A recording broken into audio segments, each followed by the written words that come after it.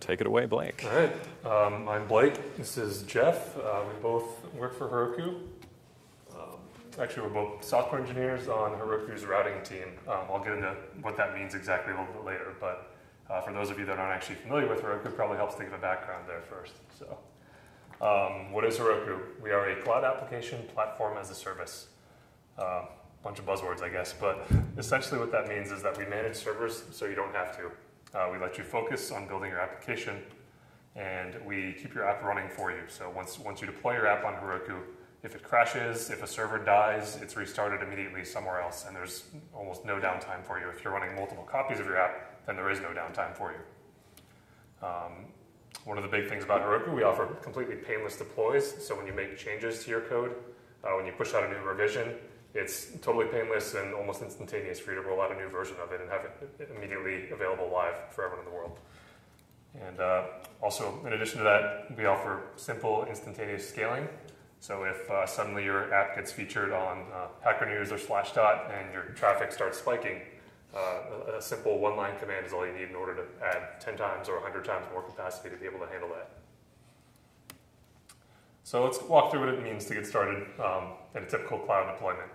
So what you normally have to do, you have to provision a resource, whether it's an EC2 instance or pick your cloud provider of choice, maybe Rackspace, doesn't really make a difference. You have to request that, you have to wait several minutes for that to come online. Once it does, you have to actually install all of your operating system packages, apt-get install Erlang or whatever else, Nginx, whatever your app is dependent on. And once you've installed those, you have the pleasure of configuring all of those and then securing them. Nobody really likes writing Nginx configs as far as I know, so that's never a fun job. And once you've actually got your server set up, then you can clone your application and get ready to deploy it. Of course, if it goes down, you need to have some monitoring to restart it or to alert you in case your app crashes, and that's another thing you got to do. And of course, when you grow, you got to do this all over again, unless you had the foresight to do this all with Chef or some automated tool the first time through and have like a repeatable deploy process, then you've got to replicate all your work over again to do this for a second server. And of course, that takes a lot of time every time that you need to grow. So let's not do any of that deploying on Heroku. Let's do this the Heroku way. To provision an app, same as provisioning an EC2 instance, Heroku create a simple one-line command that you run, and Heroku will go ahead and provision a resource for you.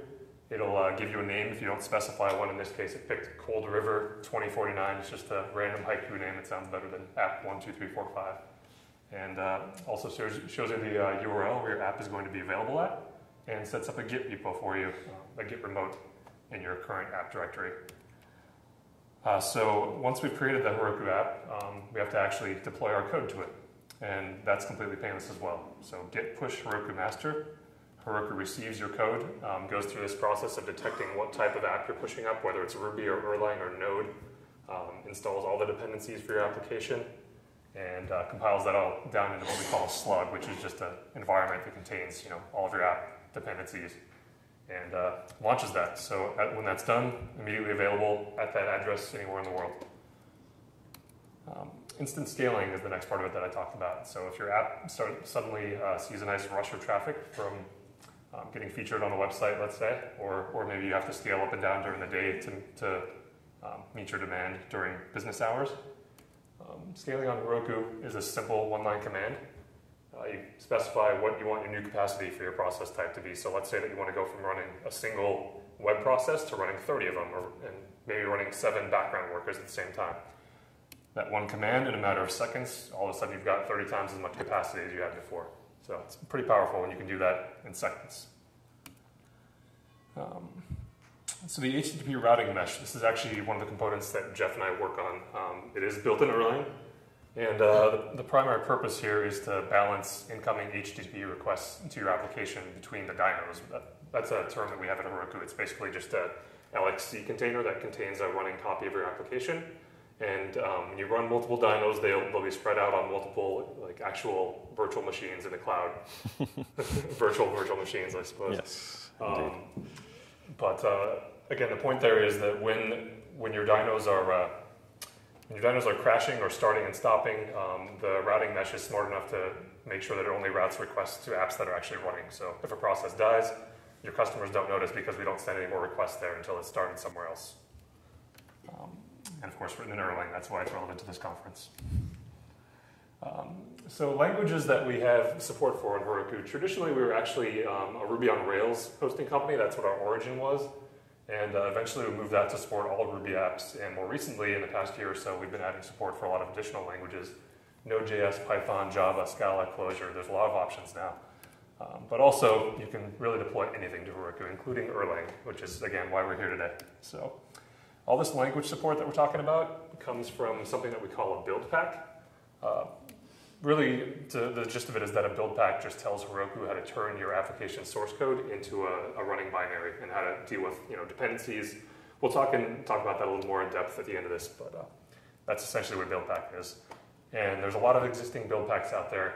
There's links actually on each one of these things. We'll have that on the presentation at the end of this, but each one of these is a GitHub repository that contains the code for the build pack, and these are things that anybody can create.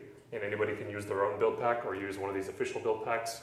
Or, we have build packs for NES, for example, just a lot of random community contributed build packs and be able to run essentially any type of application. So we'll talk more about that later.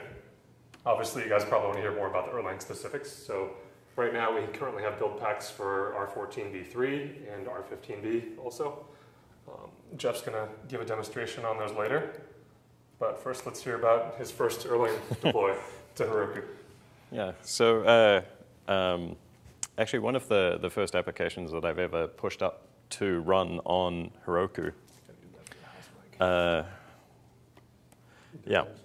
So one of the first apps that I actually ever pushed up, do any of these mics work? I don't really think so.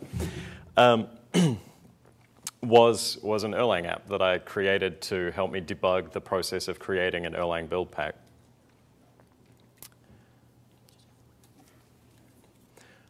So what I'm going to do now is just run through the process of like the standard create an Erlang web app.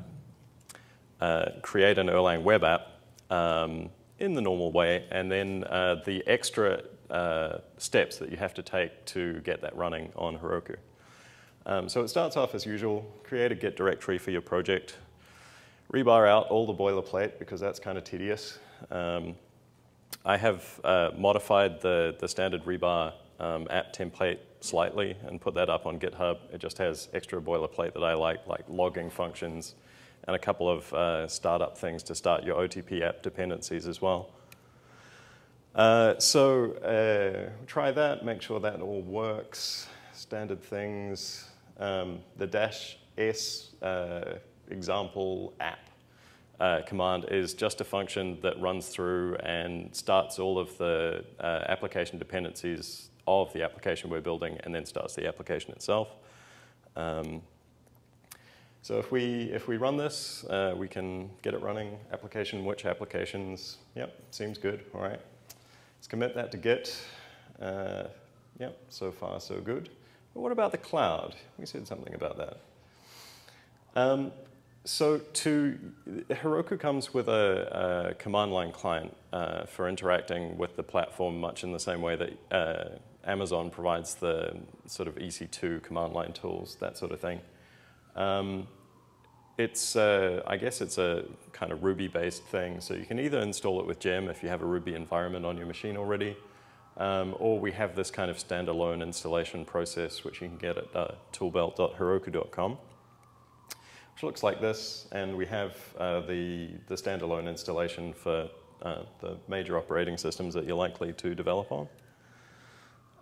So we create the Heroku application resource. Because we're going to use a custom build pack, we're going to use the new Erlang R15 build pack that I've created. We specify a couple of extra arguments to create. We give the app a name, Erlang Factory 2012 example, and we give it the GitHub URL to my account with my copy of the Erlang build pack. So if you want, you can take my build pack and fork it and change it from using rebar to using emake or make, or if you're dangerously insane, you could use auto tools, in which case I would disown you. And then we go deploy the application where we launch the EC2 instance and we install Erlang and we clone the app and build it and write some init scripts and then debug them forever. Oh, no, wait, let's not do that. It is kind of just what it says on the box. You git push Heroku master. Like the Heroku command line client actually adds a git remote in when you create the app in a git directory, which is kind of handy. You push it up, and we have a thing called a slug compiler that receives these git pushes.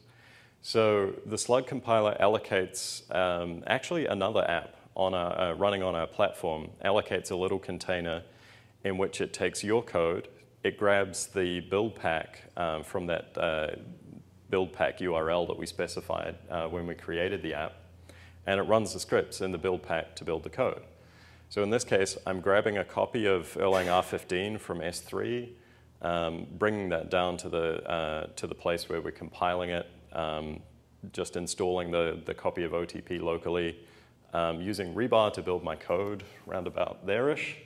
And then at the bottom, it keeps the OTP plus my compiled application files, and we get what's called a slug, which is just like a file system that we'll use to boot those LXC containers.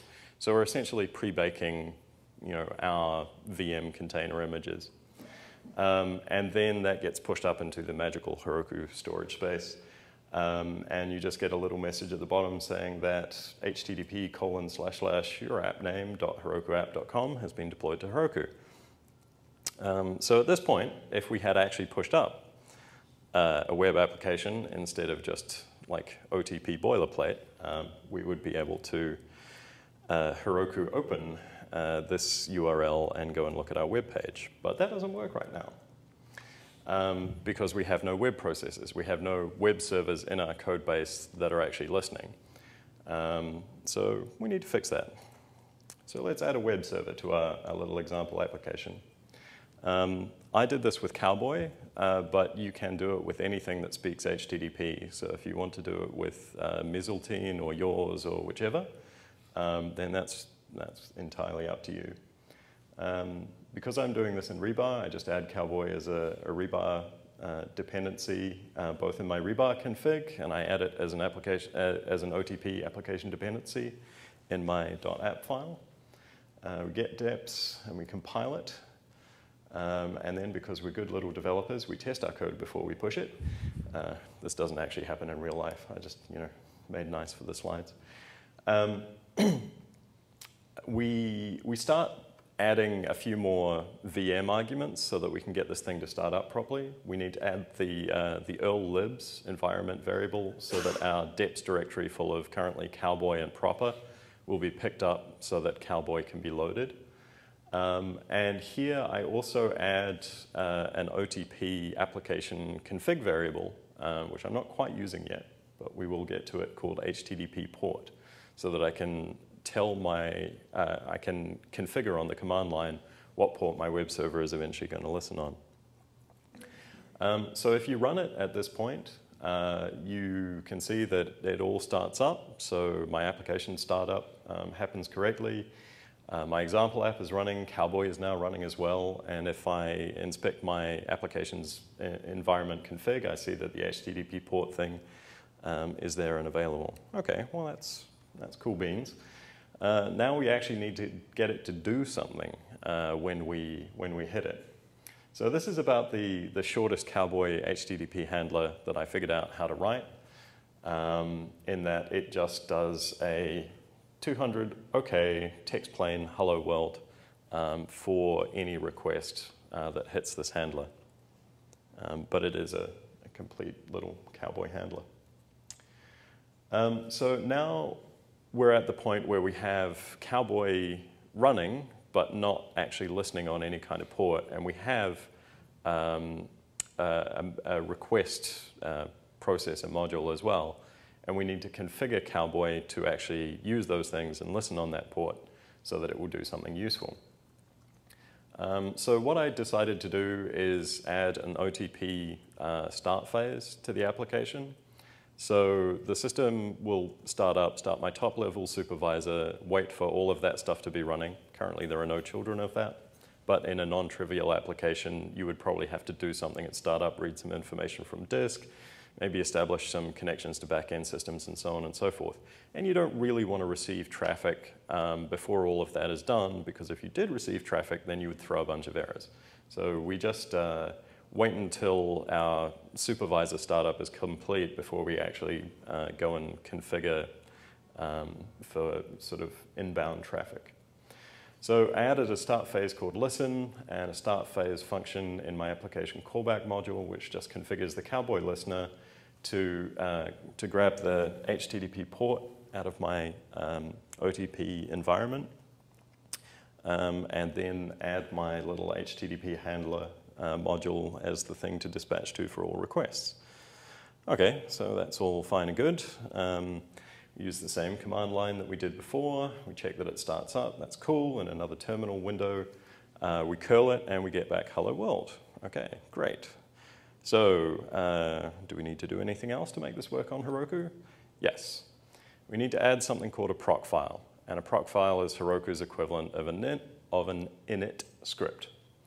And how it works is you have process types. And commonly on our platform, those are usually like, there's a process type called web, which is something that our routing layer will send HTTP requests to. And then any other process type can do whatever you like. Frequently, people use them for sort of background and batch processing kind of jobs. So what I've done is I have just taken the command line that I was using locally to test it, and I've said that that's what I want the system to run for web process types. The thing that got cut off on the end of the slide is just dollars, all caps, port. When the Heroku platform boots your LXC container, it pokes some environment variables in there. And one of those is a variable called port, which tells you which port you should listen on for traffic from the routing layer. We also needed to add no shell and no input because there's no useful standard in the cloud. And then the tedious deployment process again. We have to git push Heroku master and then have frozen margarita. And then Heroku open to pop up our website. And maybe we can tail our logs. But yeah, at this point, when we did the code push, it grabbed down OTP again, it recompiled our code, it grabbed a copy of rebar, built that all, bundled it up into an image that can be easily booted on multiple physical instances inside our cloud, configured the routing layer to listen for the domain that we provisioned for you, the yourappname.herokuapp.com.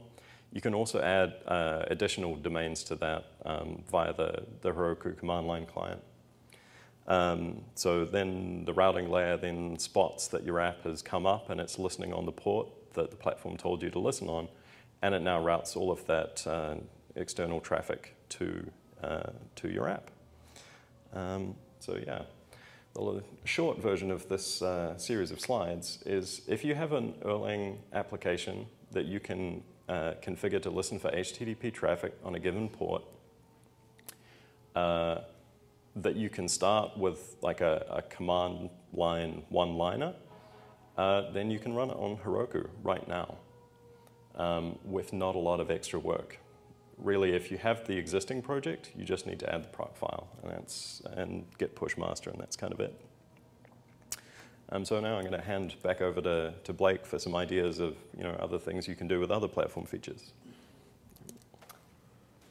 So that's the basic part of actually getting your app deployed. Once you've done that and you're running in the cloud, there's this question of, well, what else can I do with that? What are the other benefits of running in the cloud? I mean, you have this availability to have your app hosted, but are there any other services that come along with that? So Heroku offers something called add-ons, which are either first-party services or third-party services that are also hosted within the cloud. And typically, if they're services like Redis or Postgres, they're going to be hosted within the same data centers that we're running Heroku on.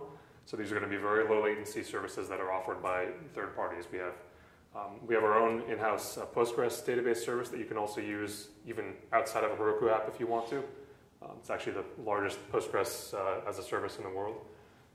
There's SMS add-ons, Redis, all these things are just available, and they're as easy to install as it is to deploy on Heroku.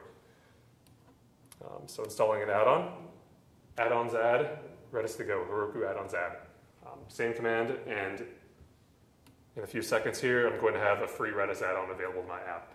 And of course, there's varying sizes that we have available. Many of the add-ons have free versions. Redis, for example, gives you a free 5 megabyte Redis plan, but you can also pay monthly to get larger instances of Redis available to you.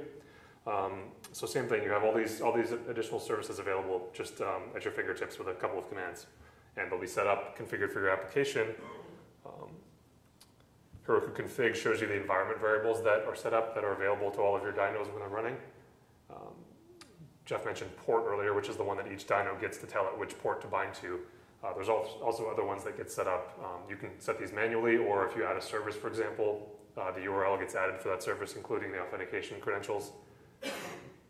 So all you have to do is read that environment variable, and you'll know where your cloud service is available. So earlier, we said something about build packs. Promised we'd get into that a little more. So let's talk about exactly what they are, what they do. So like we said, build pack is responsible for the language and framework specific details, telling Heroku how to turn that specific app into something that can run on Heroku. And what that typically involves is installing your language binaries. For the Erlang pack, we have to install Erlang OTP. That might be a different language. Let's say you're running Node.js and you want to run a custom version of that. You have to include that binary as well. That's what the build pack does. Resolve dependencies for your application. So these are third-party modules or gems, Ruby gems, NPM packages, whatever you want to call it for your app. So during the build process, when you push up a version of your code, the build pack is responsible for looking at your build dependencies and pulling those in, putting them in with a slug so that they're available whenever your app is launched. And again, it has to build and compile the code so that it's actually the final form that can run. If this is a Ruby app, obviously you don't have to do any compilation on it, but if it's Erlang or Go or any of these languages that require compilation, that's an additional last part of the build pack process. So there's documentation available up on our Dev Center telling you a little bit more about how build packs work and giving you some extra links to some samples. But Geoff's actually going to walk you through the Erlang build pack right here. Okie dokie. We have two versions of the Erlang build pack right now. One of them was immensely simpler to write because our runtime images had Erlang debs installed on all of them already. So we could actually just use the existing pre-installed Erlang. And that was easy. And then when I got to the point of actually wanting like a different OTP version, I can't really upgrade the one that's there right now because our notional Erlang R14 B03 customers would probably be unhappy if they woke up one morning and found they were running R15. So I wrote a language build pack that did things in a better way. I pre-compiled some Erlang binaries for just 64-bit Ubuntu. It's not anything amazing. I did this by hand because this was the first build pack that I've written. And I'm trying to brainstorm ways that I can actually automate this process for building future versions. Because as I was sitting in Costas's talk earlier today, it'd be kind of cool if I could push up some pre-compiled Erlang with LLVM compiler options. So yeah, but basically the idea is we pre-compile a copy of OTP, tar it up, and we stick it in S3 just because that's a convenient and cheap place that we can download it to all of our compile instances. So we have a directory called cache for that, which just saves us some copying around if this language build pack has been run on this compile machine recently. So then to install it, we just untar it, and then we run OTP's wonderful new install script. The install script is important because it relocates the binaries and the scripts to wherever we've actually unpacked it on the file system. This step is a little non-obvious, and it's something I would quite like our build pack implementer people to fix. in that OTP requires you to run the install script from basically the location that you will end up using it from. And the place that builds our little slugs and the place that runs them actually look different file system-wise. So I added a symlink during the build process to get around that. From here on out, it just looks like a standard bash script that you would write if you wanted to automate building some Erlang software. We add OTP to our path to the location we just installed it to. We check to see if the Erlang source code that the user is trying to compile already contains a pre-built copy of rebar. If they do, then we're just going to use it. Otherwise, we're going to install one that we include with the build pack. And then we just run get deps and compile. Some sort of sed and shell magic at the bottom just to indent the output a bit. But that's it. That's all it is. So if you wanted to build with emake, you would just do earl-make here. If you wanted to build with auto tools, then you can go to hell. And if you wanted to do something different, basically it's not hard. You just need to write a bash script that will do it. And the nice thing about the compile and the build pack system is that it gives you a repeatable build environment. Like the build system, the file system is always fresh. So all of that gets taken care of. You don't have to worry about running the script once and changing the state of the file system and then running it again, and all of a sudden your script is broken. Yeah, there's no cleanup scripts in between that you have to worry about. Undo what you just did. Yeah, no cleanup. Cleanup is terrible. Awesome. All right. So what can't I do? The Heroku platform has limitations right now. Because the previous targeted languages were things like Ruby on Rails and I guess Clojure web apps and PHP and a few other things that have enjoyed good support. Those web applications are built in a way that you guys all know is different from the way we build Erlang stuff. They're single processes that don't communicate with each other. To coordinate, they have some kind of shared resource like a database or a Redis or what have you. And unfortunately, the Heroku platform was basically designed to do that, so we don't allow communication between our app containers right now. Also, our routing layer only recognizes a single TCP port to route stuff into you with. So yeah, I mean, these limitations add up to things which are difficult to build, distributed Erlang systems on, because you can't run Erlang distribution between your dynos right now. Yeah, that's, so yeah, basically if you want communication between your dynos, they have to have a shared resource like a Redis or a Postgres or whatever. So that sucks. That's, you can do it right now, and that's great. And for everybody that wants to build Erlang web apps that look like, traditional Rails apps, that kind of thing, you can do that right now. And I would have to say that in my earlier Erlang career, it would probably be 2 or 3 years into Erlang before I actually started building multi-node systems. So this is enough for some applications. However, I'm way past that point now, and I would like it to be an awful lot better. So ideas that we have in mind right now, and the lawyer in my head is telling me to say that these are forward-looking statements which in no way reflect what I'm actually going to do, and if you believe we'll make investment decisions based on this, then you deserve all the fail you will so richly get. Yeah, so we know that if you're going to be building Erlang applications and you want to run them on Heroku, chances are you're not going to be building just web apps. Or if they are web apps, then they also do other things, like they make connections out to IRC servers or XMPP servers or, who knows what. They're going to probably speak some kind of other protocol at some point. You can make outbound requests from your dynos today, but we haven't yet added a way to give you additional inbound TCP stuff. We do have a running experimental feature called TCP router, which lets you do that. But unfortunately, it routes to the same port that you receive HTTP traffic on. So you'd better be using one or the other, or your protocol had better be able to distinguish between an incoming HTTP connection and an incoming whatever protocol connection. So that is highly suboptimal. We also want to let you bound multiple ports so that it's easy to distinguish what protocol the incoming traffic is going to be on. We definitely want to allow dyno-to-dyno networking. We have some ideas around that, and Holger's talk about OpenFlow and Open vSwitch was terribly fascinating, and that's something we're going to be investigating very shortly. So yeah, we think that if we worked on these particular aspects, then we would be able to run a far greater range of Erlang applications, maybe finally actually be able to run React on the Heroku platform, which is kind of like one of the goals that I have in mind for some of this work.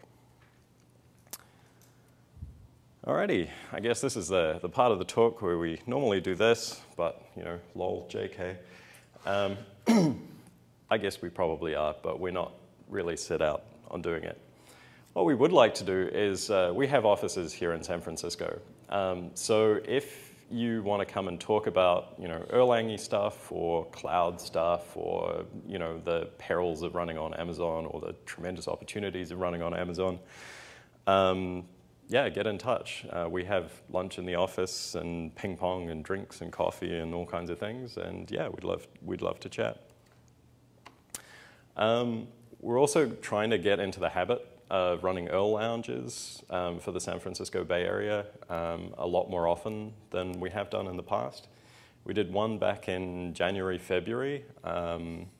And there was actually, to my mind, like a surprising amount of sort of novice or just interested people who weren't necessarily professional Erlang programmers who turned up. So I think one of the things that we would like to do is use that to get a few more people into writing Erlang apps.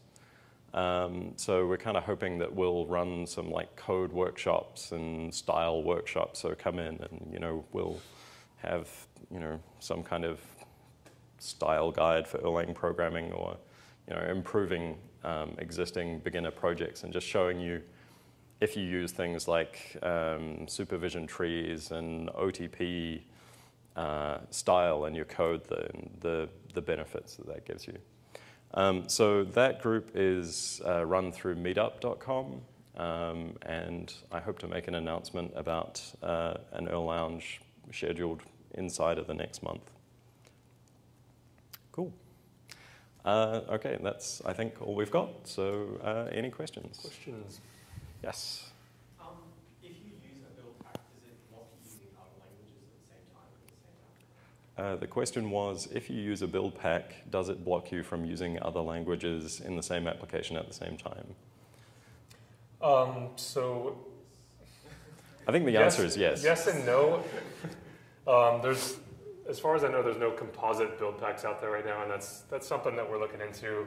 We've always found that it generally makes a lot more sense to separate those languages into different applications, different logical apps on Heroku. Just makes for a much cleaner process. But obviously, if there's specific use cases for that kind of thing, we're always interested in hearing about those and seeing what we're not covering currently. Yeah, I think the approach that people use on Heroku right now is they have those shared resources, the Redis or the Postgres, and you have multiple apps configured with the same shared resource credential.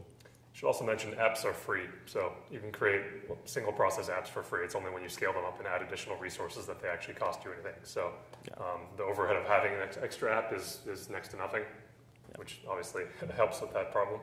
Yes, every app gets one free dyno a month, so it's kind of nice for experimentation. All right, anybody else? Burning questions? Yes? You don't need performance testing on, like, what can we expect from one dyno running in one VM? Actually, no, I have not.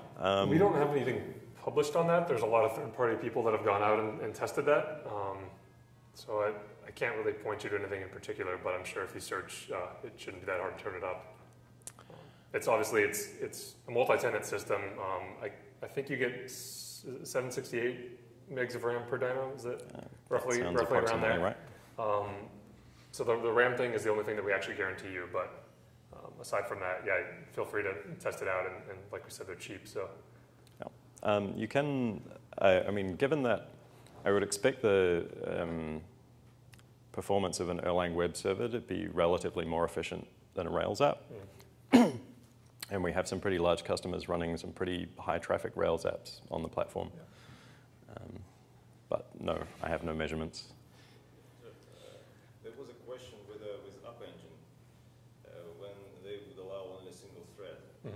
So essentially you process the request sequentially. So it's not the case with Dino. No, we have no limitations whatsoever on the threads that you can run, or at least if we do, they're very high. So there may be a thread limit, but it's not one. It's definitely dozens or hundreds, I'm not sure. That makes sense. The question was about, do we have thread limits in our dynos, or was it concurrent HTTP requests? Because we support both. You can run multiple,